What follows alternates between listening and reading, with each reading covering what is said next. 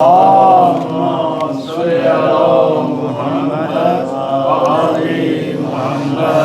باللہ من الشیطان اللعین الرجیم بسم اللہ الرحمن الرحیم الحمد للہ والصلاة علی اہلہا بسم اللہ الرحمن الرحیم یا ایہا الذین آمنوا کتب علیکم الصیام کما کتب علی الذین من قبلکم لعلکم تتقون بر محمد و آل محمد صلوات۔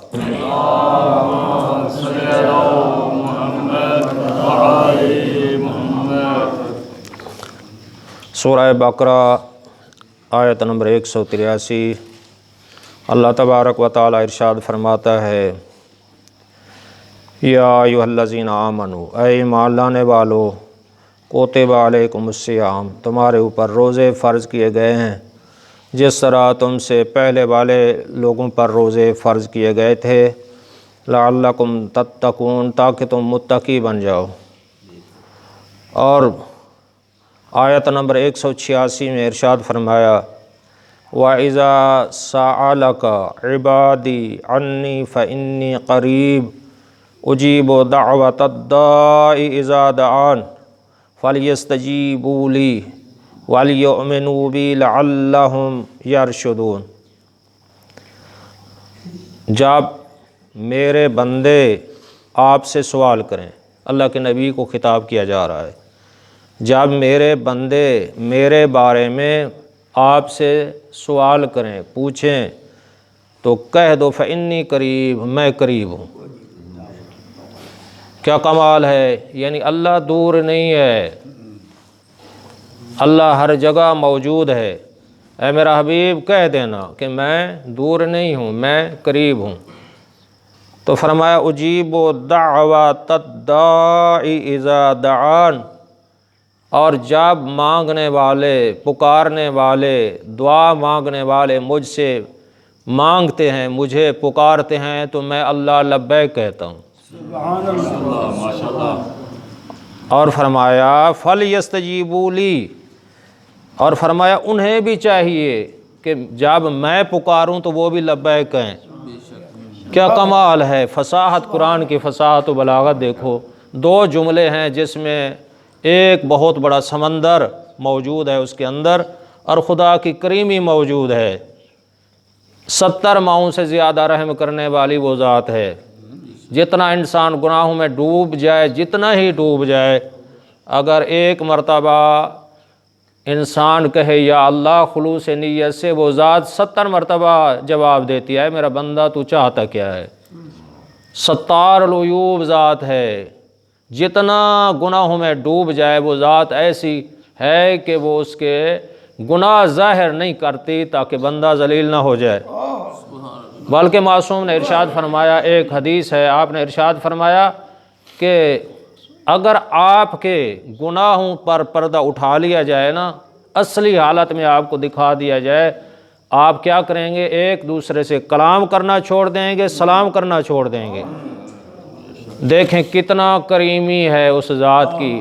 بندہ بندے کے عیب تلاش کرتا ہے تاکہ دنیا میں میرا دشمن ذلیل ہو جائے، لیکن یہ بندے کی عادت ہے۔ خدا فرماتے جتنا گناہ کرتا رہے، وہ ذات کیا کہتی ہے؟ گناہوں پہ پردہ، گناہوں پہ پردہ۔ وہ اتنا کریم ذات ہے، اتنا کریم ذات ہے۔ ہاں اس حالت تک نہ پہنچے کہ توبہ کے قابل نہ رہے، تو وہ پھر جب توبہ کے قابل نہیں رہتا، حقوق الناس طلب کرتا ہے، لوگوں پر ظلم کرتا ہے، اور لوگوں کے حقوق ضائع کرتا ہے، تو پھر ایک حالت ایسی ہوتی ہے جب ڈوب جاتا ہے، جب اتنا ظالم بن جاتا ہے، پھر خدا اپنی توفیق سلب کر لیتا ہے اور اسے اپنی حالت پر چھوڑ دیتا ہے، اور اس کے اندر ایک مرض پیدا ہو جاتی ہے جو اس کے گناہوں کی وجہ سے وہ بڑھتی رہتی ہے۔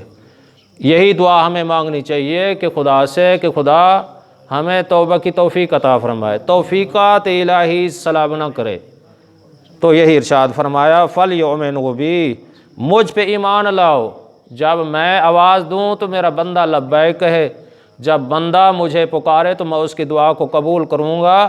تو دوسرے مقام پہ فرمایا ادعونی استجب لکم، مجھے مانگو، مجھ سے مانگو تو میں تمہاری دعا کو قبول کرنے کے لیے تیار ہوں۔ بلکہ قرآن ناطق کا یہ بھی جملہ ہے، من اوتی الدعاء لم یحرم الاجابہ، ناج البلاغہ کہ فرمایا جو شخص خلوص نیت سے اس ذات کو پکارتا ہے وہ دعا کے مستجاب ہونے سے محروم نہیں رہتا۔ تو عزیزان گرامی آیت 187 لمبی ہے، لیکن اس کا ایک جملہ بلکہ 2-3 جملے اس میں بیان کرنا چاہتا ہوں تاکہ موضوع لمبا نہ ہو جائے۔ تو یہ روزے کے احکام جاری ہیں، جو آیات الہی میں پڑھ رہا ہوں اس میں روزے کے احکام ہیں، بہت سے احکام ہیں، لیکن ان میں سے آج صرف میں 1-2 جملے آپ کی خدمت میں عرض کرنا چاہتا ہوں۔ آیت نمبر سورہ بقرہ کی آیت نمبر 87 ہے، اور اللہ نے ارشاد فرمایا وَكُلُوا وَاشْرَبُوا حَتَّى يَتَبَيَّنَ لَكُمُ الْخَيْطُ الْأَبْيَضُ مِنَ الْخَيْطِ الْأَسْوَدِ مِنَ الْفَجْرِ ثُمَّ أَتِمُّوا الصِّيَامَ إِلَى اللَّيْلِ۔ یہ روزے کے سحری کا بھی حکم ہے، روزے کی افطاری کا بھی حکم ہے۔ یہ ایسا اٹل فیصلہ ہے جس کے خلاف کوئی بات نہیں مانی جا سکتی۔ قرآن کا فیصلہ اللہ کا فیصلہ ہوتا ہے، اس کے خلاف کوئی کلام بھی ہو، اللہ کے نبی نے فرمایا جو بات آپ تک پہنچے اگر قرآن کے مطابق ہے تو ٹھیک، ورنہ دیوار پہ دہ مارو، وہ سچی نہیں ہوگی۔ اگر کوئی روایت ہے من گھڑت ہوگی، یہ ایک معیار ہے، ہم نے ایک چیز کو پرکھنا ہے، دیکھنا ہے، جتنا حدیث ہیں دیکھیں گے اگر قرآن کے مطابق ہیں تو وہ سچوں کی ہیں، اہل بیت کی ہیں، 14 معصومین کی ہیں، 14 معصومین کی ہیں۔ تو اگر کیا ہے قرآن کے مخالف ہیں تو سمجھ لو کہ کسی کے ایجاد کردہ ہیں۔ تو یہ فیصلہ اللہ نے یہ کیا وَاكُلُوا، کھاؤ پیو، وَاكُلُوا وَاشْرَبُوا، کھاؤ وَاشْرَبُوا اور پیو۔ کب تک یہ سحری کا حکم دیا جا رہا ہے، کتنا تک آپ جو ہے نا کھا پی سکتے ہیں؟ تو فرمایا حَتَّى يَتَبَيَّنَ لَكُمُ الْخَيْطُ الْأَبْيَضُ مِنَ الْخَيْطِ الْأَسْوَدِ مِنَ الْفَجْرِ، فرمایا کھاؤ پیو یہاں تک کہ تم پر فجر کی سفید دھاری رات کی سیاہ دھاری سے نمایاں ہو جائے۔ ایک ہوتی ہے سیاہی، ایک ہوتی ہے سفیدی۔ جو رات ہے وہ اسے سیاہی کہتے ہیں، سفیدی جب اسے کہتے ہیں صبح صادق کہتے ہیں، جب وہ تھوڑی سی ظاہر ہونے لگے نا کہ علیحدہ علیحدہ ہو جائے سفیدی اور سیاہی، اتنا تک تم کیا کر سکتے ہو؟ قرآن نے یہ ہمیں حکم دیا ہے کھا پی سکتے ہو۔ جب سفیدی پھوٹنے لگے، سیاہی اور سفیدی یہ جدا جدا ہونے لگے تو پھر آپ کھا پی نہیں سکتے، یہ قرآن کا فیصلہ ہے۔ اور کتنا تک فرمایا؟ ترجمہ خورد و نوش کرو یہاں تک کہ تم پر فجر کی سفید دھاری رات کی سیاہ دھاری سے نمایاں ہو جائے، واضح ہو جائے۔ تو یہ اسے کہتے ہیں صبح صادق۔ یہی وقت ہے نماز صبح کا، یعنی اس کے بعد نماز صبح ہو جاتی ہے، یہی وقت ہے سحری کے ختم کرنے کا۔ ہاں ہم 2 منٹ 3 منٹ 5 منٹ کچھ منٹ ہم پہلے رک جاتے ہیں، کیوں؟ اس لیے یہ احتیاط کی بنا پر ہے۔ حتیٰ کہ بعض اہل سنت علماء نے بھی اپنا یہ موقف بیان کیا ہے کہ ہم بھی ایسا سحری کے ٹائم ایسا کرتے ہیں کہ چند منٹ پہلے جو ہے نا وہ کھانا پینا چھوڑ دیتے ہیں، لیکن اس لیے ہے چند منٹ 2 منٹ 3 منٹ اتنا ہو کہ اگر ایک آدمی 10 منٹ پہلے نہیں رکتا، مثلا کوئی مجبوری ہے، تو 1 منٹ اگر اس نے صبح صادق سے پہلے کھانا پینا ترک کر دیا ہے تو پھر بھی اس کا روزہ صحیح ہوگا۔ یہ احتیاط کی بنا پر ہم تھوڑا سا پہلے جو ہے کھانا پینا چھوڑ دیتے ہیں، لیکن اصل کیا ہے؟ فجر کا ٹائم بھی یہی ہے، نماز فجر کا، اور روزے کے ختم یعنی سحری کے ختم کرنے کا، چھوڑنے کا، تو یہی ٹائم ہے کہ کھانا پینا ہم چھوڑ دیں چند منٹ پہلے، یہ احتیاط کی بنا پہ ہیں۔ تو فرمایا دوسرا ثم اتموا الصیام الی اللیل، پھر فرمایا روزے کو پورا کرو لیل تک، رات کے چھا جانے تک۔ یہ لیل کیا ہے؟ یہ بھی مغرب شرعی سے کہتے ہیں۔ اہل تسنن میں اور اہل تشیع میں کچھ تھوڑا سا اختلاف ہے۔ وہ کہتے ہیں جب سورج کی ٹکی غروب ہو جائے، سورج غروب ہو جائے تو پھر یہ مغرب شرعی ہے، جبکہ ہم کہتے ہیں نہیں، روزے کا وہی حکم ہے اور نماز مغرب کا بھی ہے، کیا؟ لیل تک۔ یہ لیل کیا ہے؟ اس کی تھوڑی سی وضاحت کرنے والی ہے۔ روزے کو پورا کرو لیل تک، یعنی رات کے چھا جانے تک، یہی مغرب شرعی ہے۔ مغرب کی نماز کا اول ٹائم فضیلت بھی یہی ہے، اول بھی یہی ہے، لیکن کیا ہے کہ روزے کا بھی یہی ہے۔ 2 وقت جمع ہو گئے ہیں، 2 وقت، مغربی اسی ٹائم ہے اور روزہ بھی اس ایک ٹائم میں، لہٰذا ان میں سے افضل کون ہے؟ اگر ہاں مستحب یہ ہے، اگر ٹائم ہو گیا ہے آپ افطار کر سکتے ہیں، کوئی رکاوٹ نہیں ہے، شریعت قرآن نے حدیث نے منع نہیں کیا۔ ہاں اگر آپ فرض پڑھ لیتے ہیں یا آپ مغرب نماز پڑھ لیتے ہیں پھر افطار کرتے ہیں، یہ مستحبات میں سے ہے، فضیلت ہے۔ ایک اس لیے کہ مغرب فضیلت کے وقت پہ آ جائے گی، اور روزہ جو ہے نا اس کے بعد آپ افطار کریں گے یہ بھی فضیلت پہ آ جائے گا، دونوں فضیلت پہ آ جائیں گے، کیونکہ دونوں وقت ایک ہے۔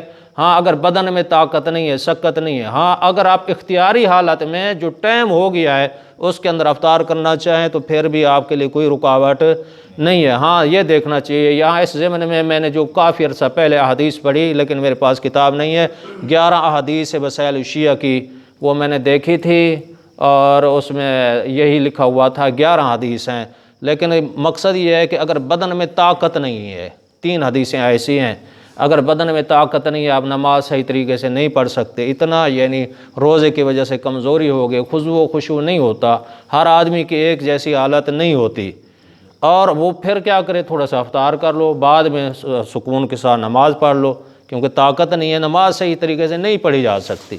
ایک ہے کہ بدن میں طاقت ہے، سکت ہے، برداشت ہے، تو پھر کیا کریں، مغرب کے پڑھ لیں، اس کے بعد افطار کرنے۔ ایک آدمی اختیاری صورت میں چاہے طاقت ہو چاہے نہ ہو پورے ٹائم پہ افطار کر لے، اس پر کوئی کفارہ نہیں ہے، کوئی قضا نہیں ہے، اس کا روزہ صحیح ہے قرآن کے اس نص کے مطابق۔ اور ہم دیکھتے ہیں لیل کیا ہے، یہ رات کے چھا جانے تک، یہ ایک علامت میں آپ کو بتانا چاہتا ہوں، اور یاد رکھنا جب سورج غروب ہوتا ہے اس کے چند منٹ بعد، بعض نے کہا 8 منٹ ہیں، بعض نے کہا 9 منٹ ہیں، بعض نے کہا 10 منٹ ہے، 8 منٹ سے 10 منٹ تک تقریباً سورج کی غروب ہو جاتا ہے، لیکن پھر مشرق کی جانب ایک سرخی ہے، اس ضمن میں بہت سی احادیث ہیں، زالت الحمرۃ المشرقیہ اسے کہا گیا ہے۔